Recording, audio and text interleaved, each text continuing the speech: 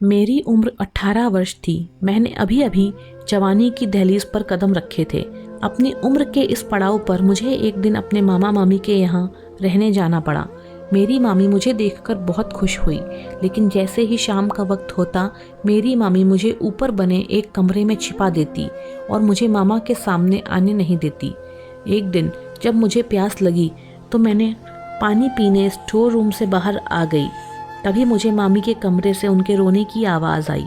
मैं हैरत से मामी के कमरे में गई तो मैंने वहाँ जो देखा उसे देखकर मेरी जान निकल गई। मेरा नाम प्रियंका है और मेरी कहानी कुछ इस प्रकार है। मैं अपने घर की सबसे बड़ी बेटी थी और मेरे 2 छोटे भाई भी थे। एक छोटे से गांव में रहती थी। मेरा गांव बहुत ही प्यारा था।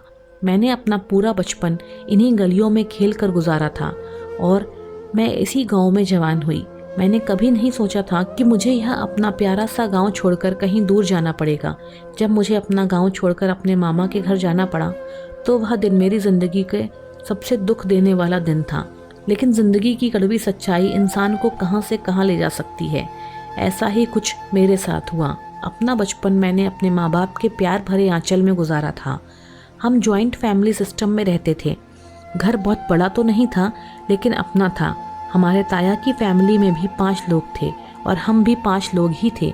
मेरे एक चाचा थे जो अभी पढ़ाई कर रहे थे और पढ़ाई के सिलसिले में ज़्यादातर हॉस्टल में ही रहा करते थे।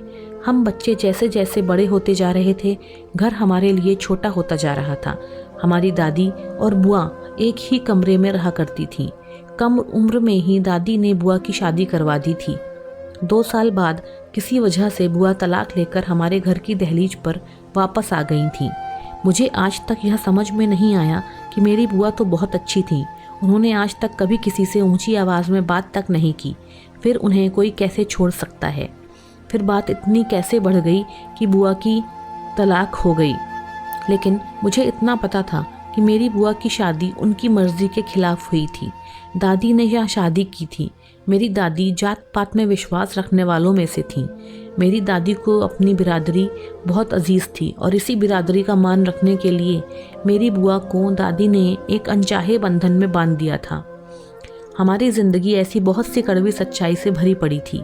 मेरी माँ और ताई की कभी भी आपस में नहीं बनी, क्योंकि बात यह थी कि मेरी माँ और ताई आपस में कज़न थीं और उन दोनों की आपस में कभी नहीं बनती थी। खैर, भाग्य ने ऐसा खेल रचा कि उन दोनों की शादी एक ही परिवार में हुई और ना चाहते हुए भी उन्हें देवरानी जेठानी बनकर एक ही घर में साथ में रहना पड़ता। दादी ने हमें बताया कि जिस दिन तुम्हारी माँ दुल्हन बन इस घर में आई, उस दिन से तुम्हारी माँ और ताई के बीच में जो 36 का आंकड़ा बना वह आज तक खत्म ना हुआ। मैंने अपने बचपन से ही अपनी माँ और ताई को आपस में जलन और बराबरी करते हुए देखा था। मैं नहीं जानती थी कि वह दोनों ऐसा क्यों करती हैं, मगर जो भी था, हम बच्चों के बीच इस लड़ाई झगड़े का असर दूर दूर तक ना दिखता था। हमारी माएँ जितनी भी झगड़ालू और ज़िद्दी थीं, हम सब बच्चे आपस में उतने ही प्यार मोहब्बत से रहते थे। मेरी ताई की बेटी सारिका मुश्किल से मुझसे 2 वर्ष बड़ी होगी। उसके भी 2 भाई थे, एक उससे बड़ा और एक छोटा। सारिका का बड़ा भाई राहुल कॉलेज में पढ़ता था। वह पढ़ाई में बहुत तेज और होशियार था और मेरा और सारिका का पढ़ाई में बिल्कुल मन नहीं लगता था। हम दोनों ही बहुत निकम्मी थीं। हम दोनों की माएँ हमें इस निकम्मेपन और पढ़ाई से जी चुराने पर हर बात में सुनाया करती थीं। हमारा घर तो लोगों के हिसाब से बहुत छोटा था, लेकिन हमारे घर के पिछले भाग में एक बहुत प्यारा बगीचा था। यह बगीचा हमारे दादी की मेहनत और लगन का ही नतीजा था। मैं और मेरी ताई की बेटी सारिका, हम दोनों ही आम से पेड़ तोड़कर कच्चे आम खाते थे। जब बाद में दादी को इस बात का पता चला तो वह हमें अपने लाठी से बहुत डराती थीं। अपनी माँ की डांट से बचने के लिए यह बगीचा हमारे लिए सबसे सुरक्षित जगह थी, क्योंकि दादी अपने बगीचे में किसी को पाँव भी रखने नहीं देती थी। यह बात अलग है कि मैं और सारिका अपने दिन का एक बड़ा हिस्सा इसी बगीचे में गुजारते थे। मैं इस वक्त 10वीं कक्षा में थी। हमारे बोर्ड के पेपर होने वाले थे, इसलिए राहुल हम दोनों को ही अपने पास बिठाकर ज़बरदस्ती पढ़ाता था। राहुल पढ़ाई में बहुत तेज था और घरेलू सियासत से दूर ही रहता था। जब उसने सारिका के साथ मुझे पढ़ाने की बात की तो पहले पहले माँ और ताई के बीच इस बात को लेकर बहुत झगड़ा हुआ, पर जब दादी ने अपनी गरजदार आवाज़ में कहा कि प्रियंका और सारिका दोनों को ही राहुल पढ़ाएगा, तो माँ और ताई बिल्कुल चुप हो गईं, क्योंकि घर में दादी का बहुत खौफ था और माँ और ताई दोनों ही दादी से बहुत डरती थीं। यही वजह थी कि माँ और ताई दोनों अभी तक दिल पर पत्थर रखकर एक साथ एक ही घर में रह रही थीं, क्योंकि मेरे ताया और पापा कभी भी अपनी बीवियों की बात नहीं मानते थे। वे हमेशा दादी की ही बात मानते थे। यही वजह थी कि मेरी माँ और ताई हमेशा एक दूसरे पर गुस्सा निकालती थीं। बस समय निकलता गया और जैसे तैसे करके मैंने और सारिका ने 12वीं की परीक्षा भी पास कर ली और इसी बीच हम दोनों ने कॉलेज में दाखिला लिया। कॉलेज में दाखिला लेने के कुछ समय बाद ही मुझे कॉलेज में एक लड़के से प्यार हो गया। उस लड़के का नाम अनिल था। उन दिनों मेरे दिल में एक अलग तरह से धड़कना शुरू कर दिया और मैं पूरी तरह उस लड़के की तरफ आकर्षित हो गई। मैं हर समय उसी लड़के के सपने देखा करती थी, लेकिन वह लड़का मुझे सिर्फ अपनी अच्छी दोस्त मानता था। उन्हीं दिनों एक अजीब किस्सा हुआ। मेरे चाचा ने घर में किसी को बिना बताए शादी कर ली। इस बात का घर में सबको तब पता चला जब वे अपनी नई नवेली दुल्हन को लेकर घर आए। दादी ने चाचा को पहले तो बहुत बातें सुनाई। बाद में चाचा से पूछा कि तू इसे रखेगा कहाँ, इस घर में तो जगह ही नहीं है। चाचा ने कहा कि यहीं रखूँगा। इस बात पर दादी ने उन्हें घूर कर देखा तो चाचा ने कहा कि अभी तो शहर में रखूँगा, लेकिन कुछ समय बाद मैं इसे यहीं लेकर आ जाऊँगा। एक दिन रुककर चाचा चाची को लेकर शहर चले गए, पर अब परेशानी यह थी कि जब चाचा चाची को बाद में लेकर हमेशा के लिए यहीं रहने आएंगे, तब वह कहाँ रहेंगे, क्योंकि घर में उनके रहने के लिए जगह नहीं थी। इस बात का हल मेरी माँ ने कुछ इस तरह निकाला कि पेपर खत्म होने के बाद जब मेरी छुट्टियाँ पड़ेंगी तो वह मुझे कुछ दिन के लिए मामा के घर रहने के लिए भेज देंगी और फिर बाद की बाद में देखी जाएगी। पेपर जब करीब आए तो राहुल ने मुझे और सारिका को पढ़ाना शुरू कर दिया। जैसे तैसे पढ़ाई करके मैंने और सारिका ने अपने पेपर दिए। पेपर खत्म हुए ही थे कि चाचा वापस आ गए और मुझे अपने मामा के घर जाना पड़ा। मामा के घर जाने से पहले कॉलेज में अनिल से मिलने गई, लेकिन मैंने देखा उस लड़के के दिल में मेरे लिए कोई जज्बात नहीं थे। पर पता नहीं क्यों मेरे लिए उससे दूर रहना काबिले बर्दाश्त नहीं था। पर मुझे एहसास हुआ कि मेरा प्यार एक तरफा है और तभी मैंने मामा के घर जाने का इरादा पक्का कर लिया। पर तब ही मेरे दिल में बहुत उदासी थी और दूसरी तरफ इस बात की खुशी भी थी, क्योंकि मैं पहली बार मामा के घर जा रही थी। मेरे पापा और मेरा छोटा भाई मुझे मेरे मामा के घर छोड़ने गए। स्टेशन पर मेरे मामा और मामी मुझे लेने आए थे। उस दिन दूसरी बार मैंने अपनी मामी को देखा। उससे पहले एक बार बस मैंने उन्हें अपनी बुआ की शादी में देखा था। तब भी मामा और मामी एक रात रुककर वापस चले गए थे, क्योंकि मामा जब भी हमसे मिलने हमारे घर आते तो अकेले ही आते थे। वह मामी को अपने साथ लेकर नहीं आते थे। मुझे अपने मामा बहुत ज़्यादा पसंद हैं, क्योंकि वह बहुत अच्छे इंसान थे। उनकी आदत बहुत ही अच्छी थी। वह किसी को भी बहुत ही आसानी से अपनी तरफ आकर्षित कर सकते थे। मामा मुझे और पापा को अपने साथ लेकर घर गए। दोपहर का खाना हम सब ने साथ में मिलकर खाया। मामी मुझसे बहुत प्यार और अच्छे तरीके से मिली थी। वह मुझसे बहुत अच्छे तरीके से बात करती थी। मेरी मामी मेरी माँ और ताई से बिल्कुल उल्टी थी। वह बहुत ही मेहरबान और अच्छी औरत थी। कभी कभी तो उनमें मुझे अपनी बुआ की छाया दिखाई देती थी। वह मेरा बहुत ख्याल रखती थी और मुझे किसी चीज़ की कमी नहीं होने देती थी। मैं बहुत लापरवाह और निकम्मी थी, लेकिन इसके बावजूद मेरी मामी मुझे कभी नहीं डांटती थी, बल्कि प्यार से मुझे समझा देती थी। सारिका मुझे रोज़ ही फ़ोन करती थी, क्योंकि वह मुझे बहुत याद करती थी। खैर, याद तो मुझे भी उसकी बहुत आती थी, लेकिन मैं जानती थी कि मैं उसे माँ और ताई के जंग के मैदान में अकेला छोड़ आई हूँ। इसी वजह से वह मुझसे कॉल पर बहुत गुस्सा होती थी और मुझे बहुत बातें सुनाती थी। मैं सारिका को तसल्ली देती थी कि मैं जल्दी वापस आ जाऊँगी, तुम चिंता ना करो। मैं अपने मामा के यहाँ बस कुछ दिनों के लिए आई हूँ, लेकिन मेरी किस्मत ने मेरे लिए कुछ और ही सोच रखा था।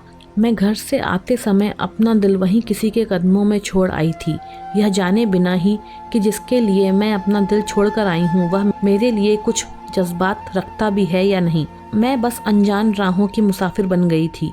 उसके बारे में सोचकर दिल में हल्की सी गुदगुदी होती थी। मेरी मामी की कोई औलाद नहीं थी, वह तन्हाई में अपना वक्त गुजार रही थीं। इसलिए मेरे घर आने से मामी बहुत खुश हो गई थीं। यह बात सही है कि दूसराहट से इंसान का दिल बहल जाता है। मामा बस अपने कामों में ही व्यस्त रहते थे और वह शायद यह भूल ही चुके थे कि उनकी पत्नी समय से पहले ही बुढ़ी हो रही है। कभी कभी अपनों की लापरवाही हमें समय से पहले ही थका देती है। कभी कभी मुझे अपनी मामी पर बहुत तरस आता था, जो इस घर की चार दीवारी में ही कैद होकर रह गई थीं। मेरे मामा मामी से शादी करके उन्हें इतनी दूर लेकर आ गए थे कि उनका उनके रिश्तेदारों से मिलना जुलना भी ना हो पाता था। यही वजह थी कि मेरे आने से मेरी मामी बहुत ज़्यादा खुश थीं। मेरे मामा के घर के बराबर में ही एक औरत रहती थी जो लड़कियों को सिलाई कढ़ाई सिखाने का काम करती थी। मैंने मामी से कहकर उस औरत के यहाँ सिलाई कढ़ाई सीखने का काम शुरू कर दिया था, मगर मुझे सिलाई सीखने के दौरान भी हर वक्त मामी का ख्याल रहता कि मेरी गैर मौजूदगी में मामी घर में अकेली और तन्हा होंगी। मेरी दोस्ती वहाँ पर सिलाई सीखने वाली एक लड़की से हो गई जिसका नाम सोफिया था। सोफिया और मैं कुछ ही समय में बहुत अच्छे दोस्त बन गए। सोफिया बहुत ही चुलबुली और जिंदा दिल लड़की थी। उसे देखकर ऐसा नहीं लगता था कि कभी कोई दुख भी उसके पास से होकर गुजरा हो। वह हमेशा मुस्कुराने वाली लड़की थी। वहाँ पर मेरा समय बहुत सुकून से गुजरता था। मामा सुबह के गए शाम को वापस लौटकर आया करते थे। इसी बीच मेरी मामी से बहुत सारी बातें होती थीं। दिन तो बिल्कुल ठीक ही गुजरता था, लेकिन जैसे ही शाम का समय होने लगता तो एक बहुत ही अजीब सी बात होती थी। वह बात यह थी कि मामी मुझे जल्दी खाना खिलाकर मामा के आने से पहले ऊपर बने एक रूम में छुपा देती थी। यह जो रवैया मामी मेरे साथ रोज करती थी, इसकी मुझे कोई वजह समझ में नहीं आ रही थी और हिचकिचाहट की वजह से मैं मामी से पूछ भी नहीं सकती थी। एक बार रात के समय में प्यास से मजबूर होकर ऊपर वाले रूम से निकलकर नीचे किचन की तरफ जा रही थी तो मुझे किसी की सिसकियों की आवाज़ आई। मैंने अंदाज़ा लगाना चाहा कि यह आवाज़ किधर से आ रही है। तभी मुझे अंदाज़ा हुआ कि यह आवाज़ तो मामी के कमरे से आ रही है। मैं जैसे ही मामी के कमरे के पास गई तो दरवाज़ा थोड़ा सा साइड से खुला हुआ था। मैंने हैरत और परेशानी से मामी के कमरे के अंदर का जो नज़ारा देखा तो मेरे पैरों के नीचे से ज़मीन ही निकल गई। मैंने कभी सोचा नहीं था कि मामी की ज़िंदगी इतनी तकलीफ़ देह है। मेरी मामी भी समाज की उन 70% औरतों में से थीं जो अपने पति से मार खाकर अपने आंसू छुपाकर लोगों के डर से शांत रहती हैं। मैंने थोड़ा सा और अंदर खिसक कर देखा तो अब अंदर का नज़ारा साफ दिख रहा था। मामी बेचारी ज़मीन पर पड़ी सिसक रही थी और मामा बेदर्दी से मामी को पीट रहे थे। अंदर का यह मंजर देखकर मेरे मुंह से चीख निकलने वाली ही थी कि मैंने अपना हाथ अपने मुंह पर रख लिया और अपनी चीख को रोका और तेज कदमों से भागती हुई ऊपर अपने कमरे में जाकर ज़मीन से लगकर बैठ गई। मेरी सांसें अभी तक बहुत तेज चल रही थीं। मेरा दिमाग अभी कुछ देर पहले हुए वाक़ये को भूल नहीं पा रहा था। मैं बिल्कुल ही बदहवास हो गई। मेरी आंखों से आंसू बहने लगे। मामा का यह रूप मेरे लिए बहुत ही ज़्यादा तकलीफ देह था। बाहर से बहुत ही नरम दिल दिखने वाले मामा का असल रूप यह होगा, मैंने कभी सपने में भी नहीं सोचा था। मैं पूरी रात वहीं ज़मीन से लगी आंसू बहाती रही। मामा मामी की शादी को 12 साल का समय गुजर चुका था। न जाने मामी कब से मामा की यह मारपीट बर्दाश्त कर रही थी। इन सब के बावजूद भी मामी ने आज तक किसी से कोई गिला शिकवा नहीं किया था। वह बहुत सब्र और शुक्र करने वाली औरत थी। मगर अब बात हद से ज़्यादा आगे बढ़ गई थी। अब तो मामी की जवानी का सूरज भी ढल चुका था। मामा को अब तो मामी की बढ़ती उम्र का ख्याल रखना चाहिए था। मामा शायद उन मर्दों में से थे जो औरत को अपने पाँव की जूती समझते हैं। मैंने अपनी ज़िंदगी में पहली बार किसी मर्द का ऐसा रूप देखा था। वैसे इस तरह के कई किस्से तो सुन रखे थे, मगर हकीकत में ऐसा होते हुए मैंने पहली बार देखा था। मेरे ताया और मेरे पापा मेरी माँ और ताई पर बेशक बहुत रौब और दबदबा रखते थे, मगर कभी अपनी औरतों को बेइज्जत नहीं किया था, न कभी उन पर हाथ उठाया था। मगर उस रात उस दीवार से लगे लगे ही मैंने अपनी ज़िंदगी का सबसे बड़ा फ़ैसला कर लिया था। मगर इस फैसले को करने के लिए मुझे अपने दिल में मौजूद सभी जज्बातों को कुचलना पड़ा। उस रात में ही वहीं बैठे बैठे मेरा दिल शादी से बिल्कुल उठ गया था। मैंने उसी समय फ़ैसला कर लिया था कि मैं अपनी ज़िंदगी में कभी शादी नहीं करूँगी। मेरे दिलो दिमाग पर शादी का सिर्फ एक रुख ही छप कर रह गया था। मैंने रात को जैसे तैसे रो धोकर गुजार ली, मगर सुबह होते ही मैं सबसे पहले मामी की तलाश में किचन में गई। मैं जाकर देखती हूँ तो मामी नाश्ता बना रही थी। मामी सबसे पहले मामा के लिए नाश्ता बनाती थी। ऑफिस जाने के बाद मामी घर की साफ सफाई में लगती थी। कामों में व्यस्त होकर अपनी ज़िंदगी की तकलीफ़ों को भूलने की पूरी कोशिश करती थी। मैंने मामी के चेहरे पर देखा तो मुझे उनका दुख उनके चेहरे पर साफ साफ दिखाई दिया। उन्होंने नाश्ता बनाकर मुझे दिया और मैं मामा के कमरे में दे आऊँ और फिर मेरे लिए भी नाश्ता बनाने लगी। मैंने नाश्ते की ट्रे उठाई और मामा के कमरे की तरफ जाने लगी। दरवाज़ा आधा खुला हुआ था। मैं दरवाजे के सामने जाकर एकदम रुक गई। मेरे आंखों के सामने रात का मंजर आ गया। मेरे कदम मन भारी हो गए थे। मुझे लग रहा था जैसे मैं सदियों से यहीं खड़ी हूँ। मैंने जी कड़ा करके और एक लंबा सांस लेकर अपने कदम अंदर की तरफ बढ़ा दिए। अंदर जाकर मैंने मामा के सामने वाली टेबल पर नाश्ता रख दिया। मामा हाथ में अखबार लिए हेडलाइन पढ़ रहे थे। मेरे आने पर आंख उठाकर एक पल के लिए मुझे देखा और फिर दोबारा अखबार पढ़ने में लग गए। मैंने नज़र उठाकर मामा को देखा तो उनके सीधे साधे चेहरे के पीछे छुपे हुए उनके खतरनाक चेहरे को देखकर मेरे पूरे जिस्म में झुरझुरी तरी हो गई। मैंने सोचा न जाने अब और क्या क्या देखना बाकी है। वह पूरा दिन मैंने मामी की जांच पड़ताल करने में निकाला था। मैं उनसे कुछ पूछने और ना पूछने के विचार में गुमसुम रही। इसी तरह रात हो गई और मामी के कहने से पहले मैंने रात का खाना खाया और ऊपर वाले कमरे में जाकर लेट गई। मैंने कुछ देर वहीं सोच विचार में गुजार दी और फिर मोबाइल उठाकर सारिका को कॉल लगाई। उससे कुछ देर बात करने से मेरा दिल बहल गया था। वह मुझे माँ और ताई के बीच हुए ताज़ा झगड़ों के बारे में बता रही थी। हम दोनों की माँ और ताई के बीच होने वाली लड़ाई को ज़्यादा दिलचस्पी से नहीं लेते थे, पर आज मैं उसकी इस बातचीत पर दिल से मुस्कुरा भी नहीं रही थी। तभी वह मुझसे बार बार पूछ रही थी, तुम ठीक तो हो ना? मगर मेरे पास उसे झूठी तसल्ली देने के अलावा कोई और रास्ता नहीं था। जब आधी रात का समय गुजरा तो मैं हल्के हल्के कदमों से बाहर आई। आज फिर वही नज़ारा था। मामी के कमरे से बाहर सिसकियों की आवाज़ आ रही थी। मैंने चुपके से अंदर कमरे में झांक कर देखा तो कल की तरह ही नज़ारा था। मैं तेज कदमों से भागकर अपने कमरे में वापस आ गई। मैंने सोने से पहले अपने आप से यह पक्का वादा ले लिया था कि चाहे कल कुछ भी हो जाए, मैं मामी से इस मुद्दे पर बातचीत करके ही रहूँगी। अगली सुबह जैसे ही मामा ऑफिस जाने के लिए निकले तो मैंने मामी से कहा, सब काम छोड़कर मेरे पास आकर बैठ जाओ, मुझे आपसे कुछ ज़रूरी बात करनी है। मामी मेरी बात सुनकर मेरे साथ आंगन में आकर बैठ गईं। मामी ने मुझसे पूछा, क्या हुआ बेटा, क्या बात है, घर पर सब ठीक तो है ना? मैंने कहा, जी मामी, घर पर सब ठीक है। मैंने मामी से कहा, मुझे आपके बारे में आपसे कोई बात करनी है। मामी हैरत में आ गई और बोली, मेरे बारे में? मामी ने हैरत भरी नज़रों से मुझे देखा। मैंने मामी से पूछा कि मामी, अब आप मुझे बताएंगी कि मामा के इस सलूक की असल वजह क्या है और वह कब से आपके साथ इस तरह मारपीट करते आ रहे हैं। मेरे मुंह से यह बात सुनकर मामी का रंग ही फीका पड़ गया। मामी ने पूछा, बेटा तुम्हें इस सब के बारे में कैसे पता चला? तो मामी को मैंने उस रात के बारे में बताया और कहा कि मैंने मामा को आपको मारते हुए देख लिया था। मामा आपको किस तरह बेदर्दी से पीट रहे थे। अब मुझे समझ आया कि आप रात को क्यों मामा के आने से पहले मुझे ऊपर वाले कमरे में भेज दिया करती थी।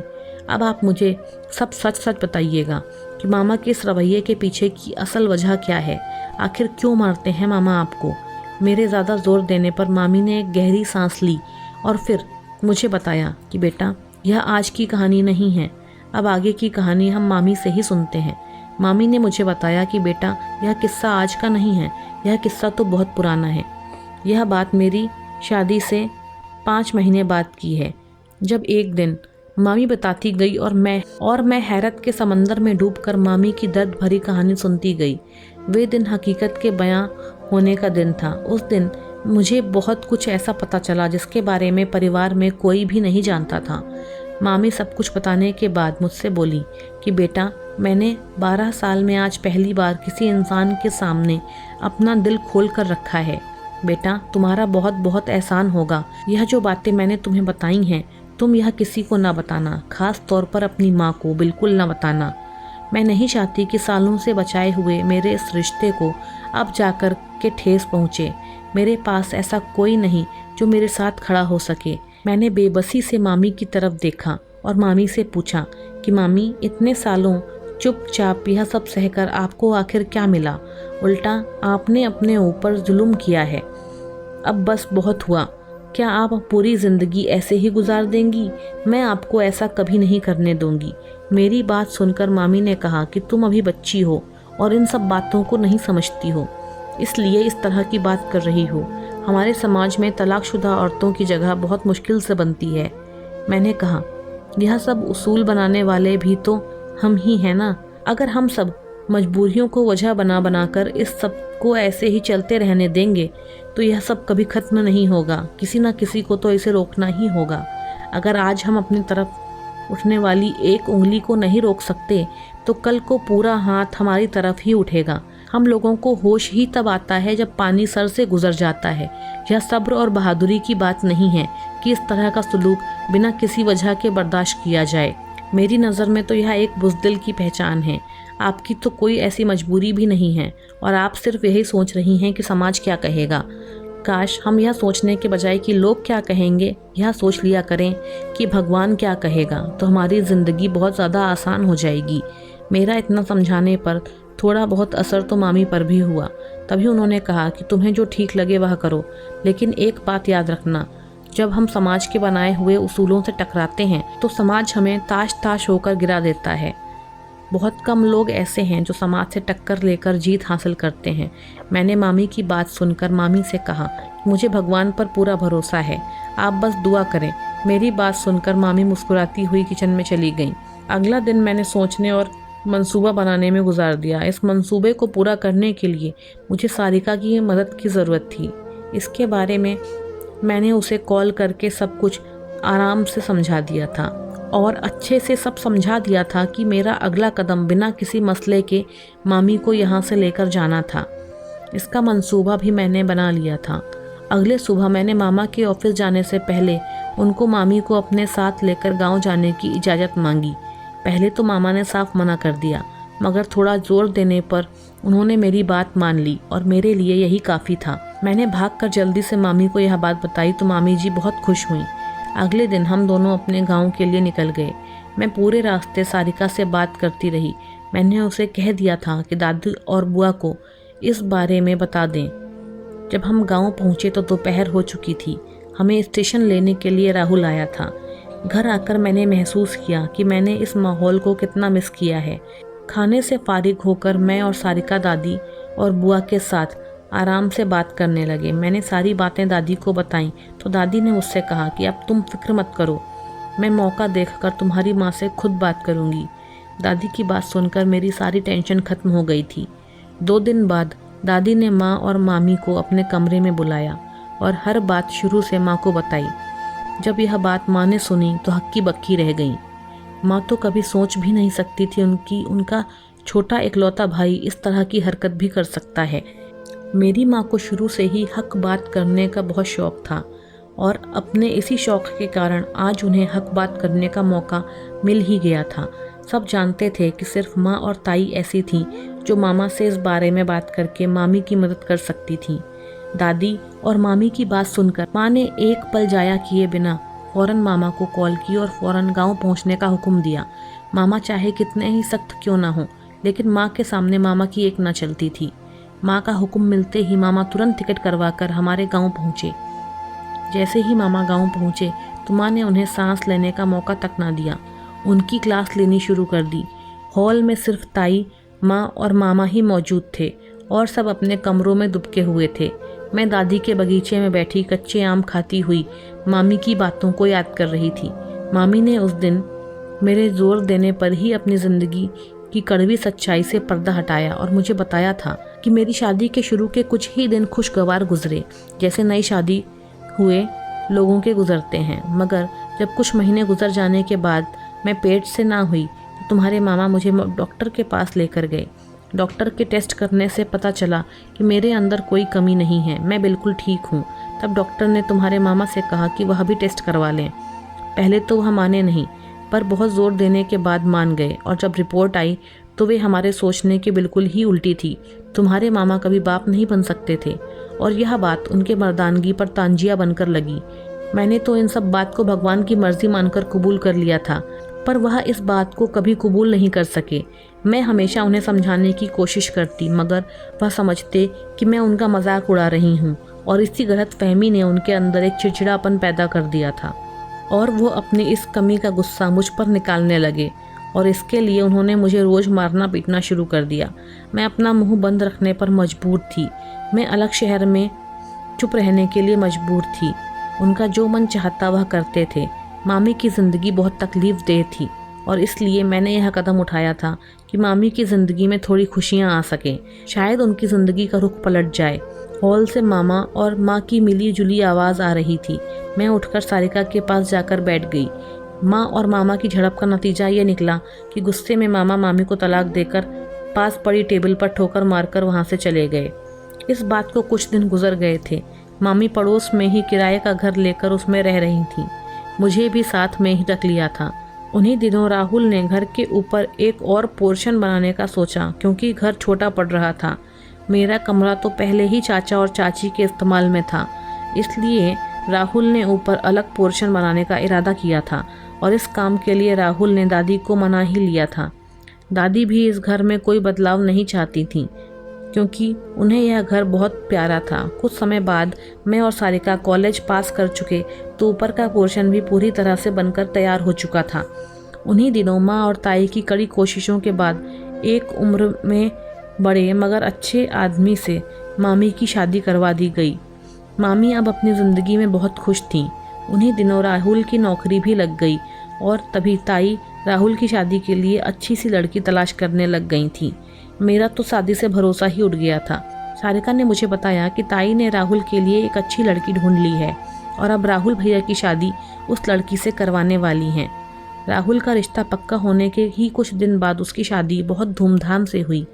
हम सब ने उसकी शादी में बहुत ही मज़े किए, और धीरे धीरे माँ और ताई के बीच की लड़ाई का झगड़ा भी खत्म होने लगा। अब हम अपने पूरे परिवार के साथ मिलजुल कर खुशी से रहते हैं।